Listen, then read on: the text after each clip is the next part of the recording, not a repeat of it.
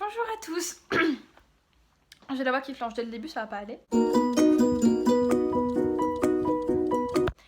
Donc aujourd'hui on se retrouve encore, je commence à tenir à peu près un rythme, c'est incroyable, pour vous parler du coup de mes recommandations de livres sur le thème des sorcières, qui est un thème qui est assez, qui fleurit pas mal en littérature en ce moment. Enfin en ce moment, non, ça fait des années que ça fleurit, mais là vu que socialement c'est devenu un peu une revendication, un peu une étiquette sociale forte, par rapport notamment au sortir de Salem ou à la fameuse phrase nous sommes les descendants des petites filles que vous n'avez pas pu brûler, machin, enfin des sorcières, machin. Enfin bref. Mais les sorcières sont en ce moment un truc assez commun, assez cool. Et donc je me suis dit que ça pourrait être sympa de faire des petites recommandations sur des livres qui parlent de sorcières. Je me suis concentrée sur les romans exclusivement. Parce qu'il y a beaucoup d'essais qui parlent de sorcières qui sont hyper intéressants. Je pourrais en faire une vidéo aussi, éventuellement. Il y a aussi des mangas, il y a des romans graphiques, il y a énormément de trucs. Mais là aujourd'hui ça va être exclusivement les romans. Donc les romans qui parlent de sorcières et... c'est totalement subjectif, je vous ai fait du coup un petit top, mais en vrai c'est pas vraiment un top parce que tous se valent à peu près, hein, c'est des sortes de recommandations, voilà, simplement. Et donc on va commencer tout de suite, et puis voilà. Donc pour commencer, La nuit du solstice de L.J. Smith chez Michel Lafon, donc là c'est une version intégrale, il y a les 2 tomes. C'est un roman que j'ai lu quand j'étais, je crois, encore en primaire ou tout début collège, enfin, ça remonte vraiment. Mais ça parle en fait de plusieurs frères et sœurs qui se retrouvent face à une sorcière emprisonnée, quelque chose comme ça. Je me souviens plus exactement du pitch, mais en fait c'est quelque chose qui est un peu dans la... Enfin, L.J. Smith c'est l'autrice de Journal d'un vampire, choses comme ça, donc c'est un peu dark, c'est un peu... J'ai encore un marque-page, mais même si je me souviens que je l'avais fini, mais j'ai dû vouloir le relire. En tête de chapitres sont vraiment magnifiques, ça va être des choses comme ça. Donc c'est vraiment chouette. Et c'est un livre qui est vraiment pas mal, je me souviens plus exactement quand ça remonte, mais déjà la couverture elle est magnifique. Et je me souviens que c'était vraiment un... Il est lourd quand même. Et c'était vraiment un chouette bouquin. Je me souviens, j'en ai quand même un bon souvenir. Et donc il y a la présence d'une sorcière, je crois que c'est la méchante dans l'histoire, elle s'appelle Morgana en plus. C'est pas très original, mais c'était vraiment une chouette histoire et ça bougeait bien, je me souviens. Et puis j'aimais bien le fait que ce soit des frères et sœurs entre eux qui je crois qu'ils sont 3 ou 4. Et j'aimais bien, donc voilà. Je sais pas s'il est encore édité, mais j'imagine que oui, parce que Michel Lafon en général, ils éditent toujours un peu leurs bouquins. Mais donc voilà, c'est une recommandation plutôt vieille, mais plutôt chouette sur un livre de sorcière. Ensuite, ça va être Conversion de Catherine Howe, chez Albin Michel. Donc là, c'est un bouquin qui est... Je crois qu'il est un peu passé sur Booktube, mais pas tant que ça. Enfin, je me souviens pas l'avoir beaucoup vu. Mais en fait, ça parle d'une classe de lycéens qui commence à avoir des convulsions, etc. Et en fait, on se rend compte qu'il y a un lien avec les sorcières de Salem. Et en fait, le bouquin joue sur les 2 époques. Et c'est vraiment chouette. Enfin, il y a vraiment un lien direct avec la fameuse histoire des sorcières de Salem. Donc c'est vraiment intéressant d'un point de vue historique. C'est très chouette. L'histoire, elle est très bien utilisée. Enfin, moi, je me souviens que j'avais beaucoup aimé. Et en plus, dans le dos, il parle du fait que l'autrice est une descendante directe des sorcières de Salem, donc en plus, elle sait de quoi elle parle, entre guillemets, même si, bon, je pense que c'est plus social, mais c'était vraiment un chouette bouquin. Il est quand même assez gros, je crois. Ouais, il fait quand même quasiment 500 pages, il s'est quand même écrit assez petit, enfin, ça va, mais... Oh non, le dos, il est cassé! Non! Mais voilà, donc c'est plutôt un chouette bouquin, là, peut-être un peu plus dark, un peu plus adulte que le précédent. Et que le suivant d'ailleurs, mais un bouquin, un vrai bouquin vraiment pas mal, et du coup qui est en lien directement avec les sorcières de Salem. Donc c'est intéressant, je pense, si on veut commencer à s'intéresser à cette histoire, peut-être avec ce bouquin là, et qu'on veut lire un bouquin en lien avec les sorcières de Salem, ça peut être vraiment pas mal. Ensuite, Sœur sorcière de Jessica Spotswood chez Nathan. Alors celui-là je l'ai pas lu, mais c'est une de mes meilleures amies qui m'a dit non mais celui-là il est trop bien, tu vas adorer machin. Du coup je l'avais acheté, je l'ai toujours pas lu. Bon, je pense que tout le monde connaît à peu près, tout le monde peut relate ce fait-là.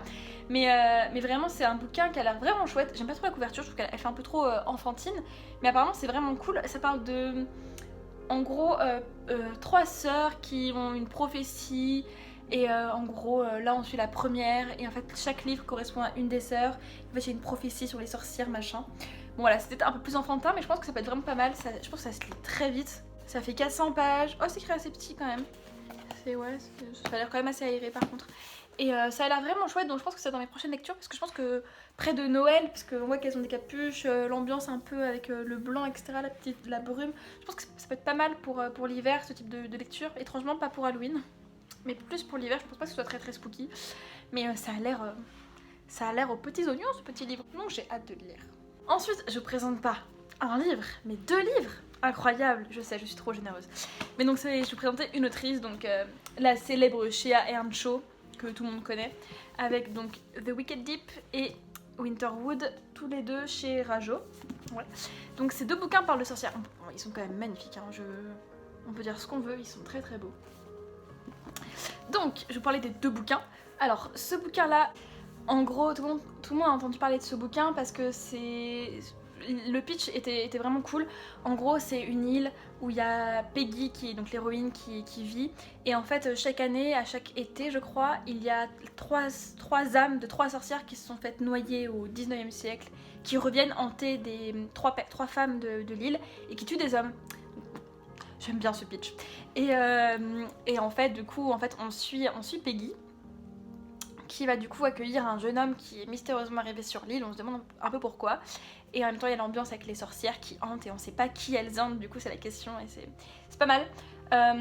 Franchement, j'ai adoré l'ambiance. C'est assez gloomy, c'est brumeux, c'est voilà, il y a vraiment, on a vraiment l'image de l'océan avec la brume par dessus comme au matin avec le ciel gris. C'est vraiment bien fait. Je pense que chez Earnshaw, pourquoi je pointe là alors que son nom est là. Chez Earnshaw est vraiment, je pense, une très bonne. Elle décrit très bien les ambiances, comme ce qu'elle fait avec Winterwood. Après, voilà, le pitch casse pas 3 pattes à un canard non plus. Enfin, à la base, si, mais de la façon dont c'est fait, j'étais un peu déçue. Je m'attendais à beaucoup mieux. J'attendais vraiment ce bouquin avec une impatience incroyable. J'ai été un chouïa déçue. Mais bon, ça reste quand même sympa. Et puis, pour la période Halloween, hiver, et puis si on veut aller sur les sorcières, là, c'est très bien. Et ce bouquin-là, pareil, donc je l'ai quasiment fini. Et donc ça parle donc de Nora, qui est une sorcière qui vit toute seule sur pas une île, mais elle est un peu paumée près d'une grande forêt. Et puis un jour, il y a un homme qui sort de la forêt, qu'il aurait dû mourir.